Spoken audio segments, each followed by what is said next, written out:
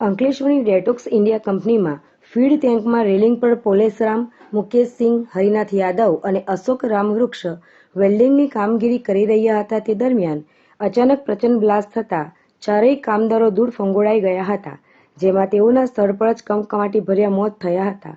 એક કામદારનો મૃતદેહ તો કંપની સંકુલ બહાર દૂર ફંગોળાઈ પડ્યો હતો. આ બ્લાસ્ટમાં 4 કામદારના મોત નિપજવાના મામલામાં કંપની સંચાલકો દ્વારા મૃતકોના પરિવારજનોને 30-30 લાખનું વળતર ચૂકવવાનો નિર્ણય લીધો છે. ત્યારે આ બ્લાસ્ટની ઘટનાના પગલે ભરૂચના સાંસદ મનસુખ વસાવા, અંકલેશ્વરના ધારાસભ્ય ઈશ્વરસિંહ પટેલ અને ભરૂચના ધારાસભ્ય રમેશ મિસ્ત્રીએ ડેટોક્સ કંપનીની મુલાકાત લીધી હતી અને કંપનીમાં બ્લાસ્ટ થયેલ સ્થળની મુલાકાત લઈ કંપની સંચાલકો સાથે ચર્ચા કરી પરિસ્થિતિનો તાગ મેળવ્યો હતો.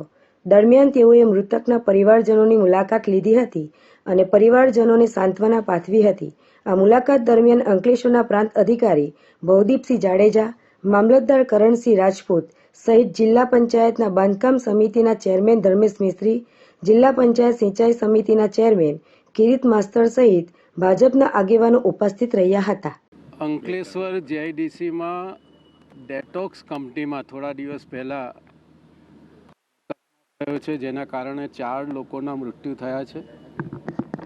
આજે અમારા લોકસભાના સાંસદ મનસુખભાઈ વસાવા, અંકલેશ્વરના એમએલએ ઈશ્વરભાઈ પટેલ, જીપીસીબીના અધિકારીઓ, જીઆઈડીસીના અધિકારીઓ, પોલીસ અધિકારીઓ અને કંપનીના કર્તાહર્તાઓની હાજરીમાં, પત્રકારો અને મીડિયાની હાજરીમાં આ સ્થાનની મુલાકાત લઈને તમામ પ્રકારના બનાવની વ્યાપક ચર્ચા કરીને કંપની દ્વારા લેવાયેલા પગલાં અને ભવિષ્યમાં આ ઘટના ન બને એના માટે જીઆઈડીસી અને જીપીસીબીએ કંપનીને શું ઇન્સ્ટ્રક્શન આપી છે ક્લોઝર આપતા પહેલાં, આ બધી જ વિગતો જાણીને કંપનીના સંચાલકો સાથે ચર્ચા થઈ છે.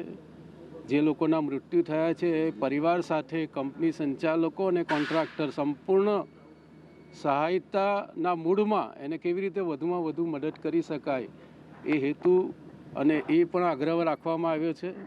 કંપનીએ 30 લાખ રૂપિયાની સહાયની જાહેરાત કરી છે. આ સિવાય કંપનીના જે રેગ્યુલેશન રૂલ્સ છે એ પ્રમાણે આ પરિવારોને આનાથી પણ વધારે રકમ મળે એ પ્રકારની એમણે ખાતરી આપવામાં આવી છે.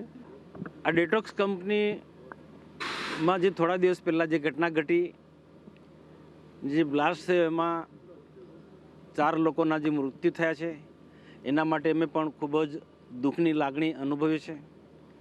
અમારે પણ ઈચ્છા છે કે તાત્કાલિક પહોંચવું, પણ દિલ્હીમાં અમારો કાર્યક્રમ હતો, અમારા ધારાસભ્યશ્રીઓ પણ બધા ત્યાં હતા.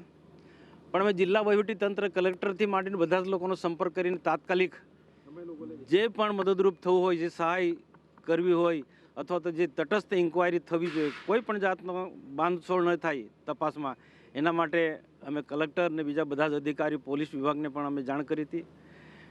દુઃખની ખૂબ જ લાગણી અમને પણ છે કે એક પરિવાર, જે 4 પરિવાર છે એમના પર જે દુઃખ આવી પડ્યું છે એ ખરેખર અસહનીય છે. છતાં પણ સરકાર અને અમે જે લોકો આ વિસ્તારના આગેવાનો, ધારાસભ્યશ્રીઓ, બીજા ચૂંટાયેલા પ્રતિનિધિ આ વિસ્તારના આગેવાનો સતત આ બધા જ જે ભોગ બનેલા પરિવારના સંપર્કમાં છે. સરકારે સ્પષ્ટ કહી દીધું છે અને કોઈ પણ કંપની હોય તો આવા ભોગ બનનારા લોકોને એનું યોગ્ય વળતર મળવું જોઈએ. આના 4 પરિવારને 30-30 લાખ રૂપિયાની કંપનીએ જાહેરાત કરી છે અને બાકીની જે વીમા કે અન્ય રીતના પણ જે સહાય થશે આવનારા દિવસોમાં, 4 પરિવારને વર્તમાનની અંદર બધી જ રીતના કંપની અને સરકારી તંત્ર એના પડખે છે. Dharmesh Patel, RN news, Ankleshwar.